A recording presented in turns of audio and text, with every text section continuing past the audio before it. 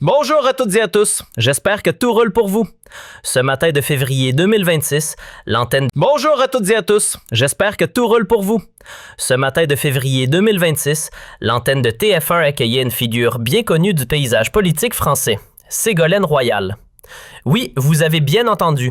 L'ex-ministre socialiste, ex-candidate à la présidentielle et habituée des plateaux, a pris place sur le fauteuil de la matinale la plus regardée de France. Cette émission, qu'on ne présente plus, décortique chaque jour l'actualité française, tout en jetant parfois un œil sur ce qui se passe au-delà de nos frontières. Et Royal ne s'est pas contentée d'un passage de courtoisie. Elle a profité de cette tribune pour revenir en détail sur son séjour en Algérie.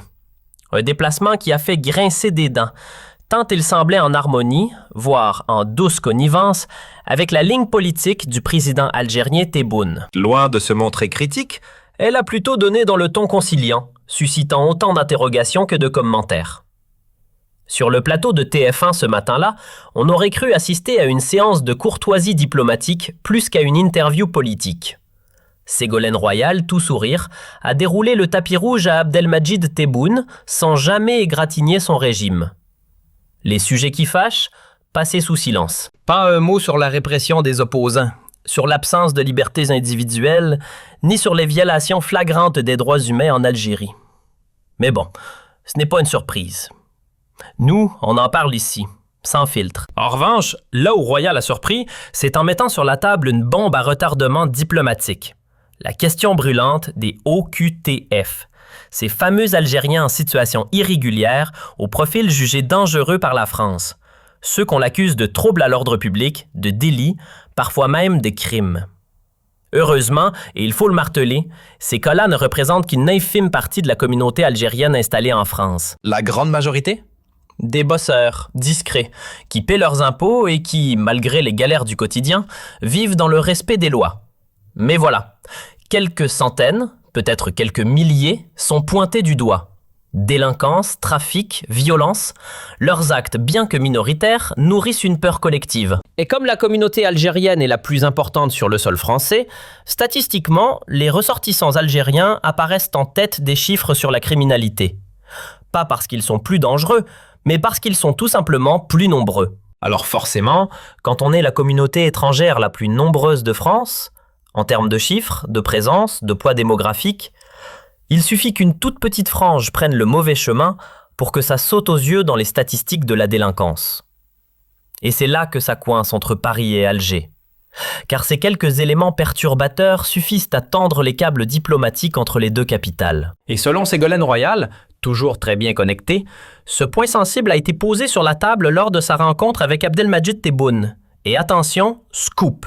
D'après ce qu'elle rapporte, le président algérien ne serait pas fermé à quelques ajustements. Oui, des concessions, dit-elle, un mot rare dans la bouche d'un chef d'État. Apparemment, leurs discussions ont duré plus longtemps qu'un épisode de série Netflix, entre 2 et 4 heures selon les standards de Tebboune. Royal raconte même lui avoir glissé ceci. Il faut faire quelque chose pour les OQTF, ceux qui posent vraiment problème. Pas tous, mais ceux au profil dangereux. Et là, on entre dans le dur. Parce que les fameuses OQTF, ces obligations de quitter le territoire français, pleuvent en France. Et parfois, tenez-vous bien, il suffit d'un dossier administratif mal renouvelé, de quelques jours de retard ou d'un simple oubli pour se retrouver dans cette case sans même avoir volé un carambar. Mais les autorités françaises, elles, ce qui les inquiète réellement, ce ne sont pas les sans-papiers inoffensifs, mais bien une minorité ciblée. Ceux qui ont un casier long comme le bras. Ceux qui ont été condamnés, emprisonnés, parfois relâchés, mais toujours considérés comme des dangers potentiels. Trafiquants, braqueurs, agresseurs, individus radicalisés, suspects de discours djihadistes, ce sont eux que la France veut voir partir au plus vite par sécurité nationale. Et Royal, en bon émissaire, n'a pas mâché ses mots avec Tebboune. Soyons clairs, sans détour ni raccourci. Ce ne sont pas tous les Algériens visés par la France quand elle parle d'expulsion. Loin de là. Les fameux OQTF, ces obligations de quitter le territoire, on en distribue à la pelle, parfois pour des broutilles. Un contrôle d'identité, pas de papier, aucune infraction, un boulot en règle, pas d'insultes, pas de vol, rien à signaler, et pourtant, bim, OQTF. Mais ce n'est pas ce profil-là qui pose un vrai cas de conscience à l'État français. Non. Ce que les autorités veulent, ce sont les profils à haut risque. Ceux qui ont franchi la ligne rouge. Les délinquants notoires, les repris de justice, ceux qu'on soupçonne de dérive radicale ou d'apologie du terrorisme. Bref, ceux dont le nom fait frémir les services de renseignement. Et c'est précisément sur ce terrain glissant que Ségolène Royal a osé s'aventurer lors de son échange avec Tebboune. Pas de langue de bois, selon ses dires. Sur le plateau de TF1, elle a même rapporté cette phrase sans filtre. Je lui ai demandé s'il était possible d'aller plus loin sur la question des OQTF. Quand Royal a évoqué le dossier des expulsions, Tebboune n'a pas botté en touche. Au contraire, il aurait répondu, selon ses propos, qu'il n'attendait qu'une chose, que Laurent Nunez, ministre de l'Intérieur en exercice, vienne lui parler en face, comme prévu. Qu'il vienne, qu'il fasse comme vous, Madame Royal. Qu'il prenne l'avion, qu'il vienne à Alger. Là, on discute et on avance. Voilà, la main tendue est là, selon Tebboune. Une ouverture, un signe de bonne volonté, un petit mot doux lancé en direction de Paris. Du coup, Ségolène s'est improvisée médiatrice. Ambassadrice d'un jour entre les deux rives de la Méditerranée, elle a lancé un message clair à Nunez, en direct sur TF1. Il faut y aller, vraiment, maintenant. Et puis, avec cette petite phrase qui pique, parce que quand on commence à poser des conditions, c'est qu'au fond, on n'a pas vraiment envie d'y aller. Ce tacle en douceur fait écho à un épisode bien précis. Nunez devait effectivement s'envoler pour Alger en décembre 2025, sur invitation du ministre algérien de l'Intérieur, Saoud. Tout était calé, mais tout est tombé à l'eau. Pourquoi? Parce qu'à la dernière minute, boum, le Parlement algérien a adopté une loi explosive. Une loi qui ne se contente pas de qualifier la colonisation de crime, mais qui va plus loin. Elle exige des excuses officielles et même des réparations sonnantes et trébuchantes de la part de la France. Un texte qui a mis le feu aux poudres. Résultat, Macron lui-même aurait dit à Nunez de rester à Paris. Pas question de serrer la main à ceux qui nous traînent dans la boue tout en voulant parler coopération. Ce retournement de situation, on l'avait révélé sur Algériepart dès le 14 janvier. L'émission s'appelait « La véritable raison de l'annulation de la visite de Laurent Nunez à Alger ». Revenons à cette fameuse loi qui a mis le feu aux poudres entre Alger et Paris.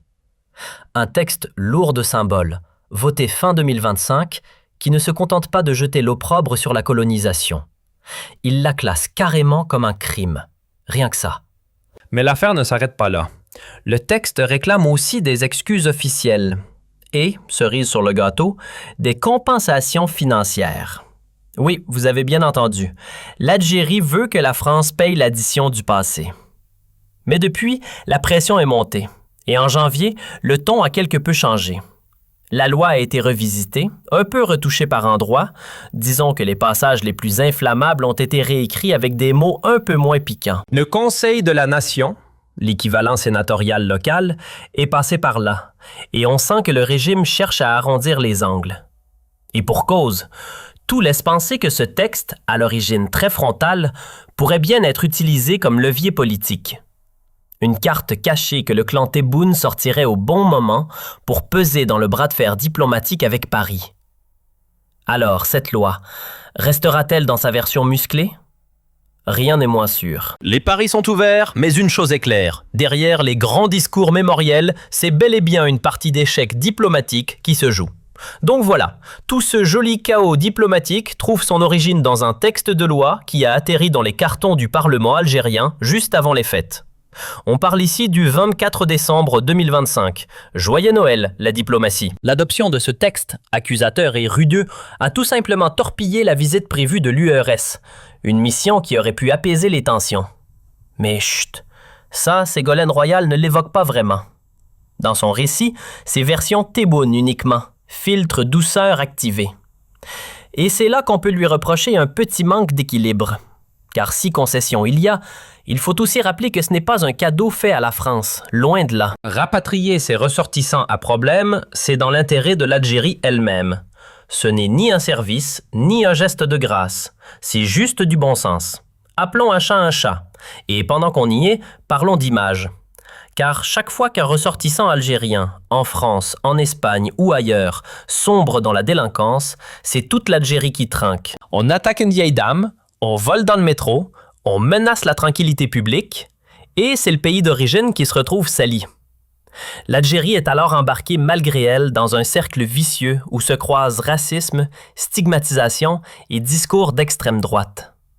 Car soyons honnêtes, ces faits divers, bien réels, sont les munitions idéales pour tous ceux qui veulent crier à la menace migratoire, à l'invasion, au danger musulman. Triste, mais vrai. Soyons clairs une bonne fois pour toutes. Lorsqu'Alger accepte de reprendre ses ressortissants qui se sont égarés à l'étranger, ce n'est pas un cadeau fait à Paris. Ce n'est ni une faveur, ni un service diplomatique. C'est une question de principe, un impératif moral. Un pays digne de ce nom se doit d'assumer ses enfants, même les plus turbulents. Pas de marchandage possible. Quand un Algérien commet des actes indéfendables à l'étranger, il faut le reprendre, le juger, et surtout ne pas permettre qu'un seul individu traîne dans la boue l'image d'un peuple tout entier. Car aujourd'hui, à force de raccourcis médiatiques, d'amalgames sensationnalistes, de matraquage par certains médias et de discours haineux de l'extrême droite, le mot « algérien » est trop souvent associé à délinquant dans les esprits en France. Une caricature injuste, mais bien ancrée. Et cette caricature, elle repose aussi sur une part de réalité trop souvent niée. Il y a, oui, un nombre non négligeable de migrants algériens qui n'ont pas trouvé leur place à l'étranger. Ceux qu'on appelle les haragas, les irréguliers, les laissés-pour-compte du rêve européen. Il faut arrêter de vendre l'illusion que l'immigration, c'est le ticket pour le bonheur garanti. Que l'Europe serait une terre promise où l'on cueille les billets comme des pommes. Faux. Beaucoup arrivent avec l'espoir et finissent broyés par la précarité, l'isolement, le chômage. Et cette chute libre peut vite conduire à l'instabilité familiale, aux troubles psychologiques, puis, parfois, à la délinquance. Et ce phénomène n'est pas marginal. Il faut donc avoir le courage de casser le mythe. L'exil, ce n'est pas toujours une ascension. C'est souvent une descente. Il faut arrêter de croire qu'il suffit de traverser la Méditerranée pour décrocher le jackpot. La vérité, c'est que la France, et plus largement l'Europe, n'a plus la capacité d'accueil d'antan. Entre crise économique à répétition, tensions politiques internes et un modèle social sous pression, même les pays dits développés peinent à offrir une place à chacun. Non, on ne peut pas tous débarquer, s'installer et réussir.